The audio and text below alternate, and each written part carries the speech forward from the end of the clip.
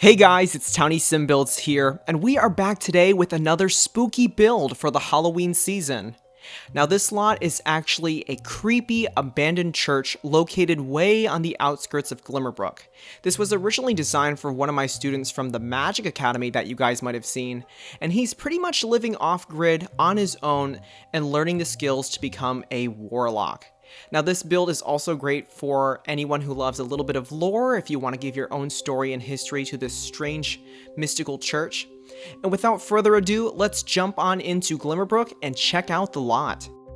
Alright guys, and here we are with a full view of the abandoned mystic church. As you guys can see, we are in fact on the edge of Glimmerbrook, situated pretty nicely there by the river. Now, honestly, for the longest time, you guys, I've been dying to do some sort of church or chapel, and I just love abandoned places, so lo and behold, I did make this church abandoned. Now, the story behind this church could stem from a lot of different stories. Perhaps this was an old church for spellcasters back in the day that has now been condemned because it's just too old, it's falling apart, it's in disrepair. Or perhaps it could have been a more traditional church that, again, maybe just fell apart to the elements, if you will. What we're looking at now is pretty much a tour of the grounds. This is a small cemetery. Unfortunately, it doesn't have ghosts, but if you want to set the lot to have the spooky trait from the city living pack, that's a really perfect idea. Now this church is non-denominational. I don't really have any religious statues or sculptures, so I did use that large hand in its place. So it could be a more traditional church, or it could have been a church for spellcasters. Towards the back, we do see another entrance that's been pretty much overgrown, it's boarded up, so there's not really a traditional way to live inside this church, which I'll get to very shortly. But you guys can see that there are these really big pieces from, I believe, 𝗧𝗛𝗏𝗏 that allow for really nice broken walls to add some texture to the lot. So you guys do see that there is a door behind the altar, and I will get to that very shortly.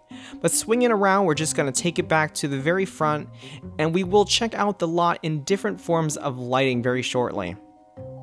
Starting off, I think we are in the afternoon or evening, but we'll see very shortly. So this is in fact the true evening view. We enter the night view with a cemetery lit up nicely there. Back to the morning view, afternoon, and back to the evening where we will take a closer look inside. Now entering the build itself, like I said, there is no traditional way to get inside the church.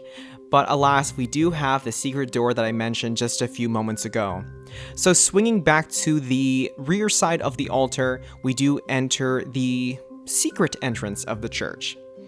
Once I get the walls down, you can see that there is a ladder going down, and it does enter a secret passageway underneath. This passageway is pretty bare bones. It pretty much serves just to get inside the church, which we will see very shortly, but it does have some objects here, mainly a outdoor trash can and some foraging equipment, and also a bucket just to collect some water. But with that, we will go up the stairs and enter the church itself. Going through this little eerie passageway, we're actually inside of the walls, and we are behind a bookcase that will lead into the main room of the church.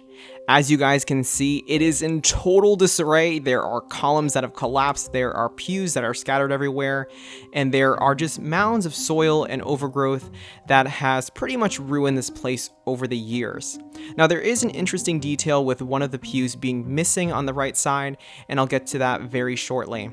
But here's just a look at some of the destruction of the forces of Mother Nature, if you will, forces of an aging church. And towards the front area, we do enter what could have been maybe the reverend's or pastor's office, if you will.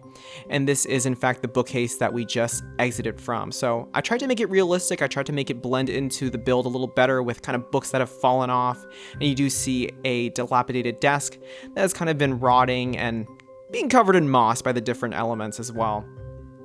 Going back through, we will enter the bookcase and lead to the secret passageway upstairs to the attic. Finally leaving all of that decay and rust behind, we now enter the attic of the church, and this is in fact the entire livable portion.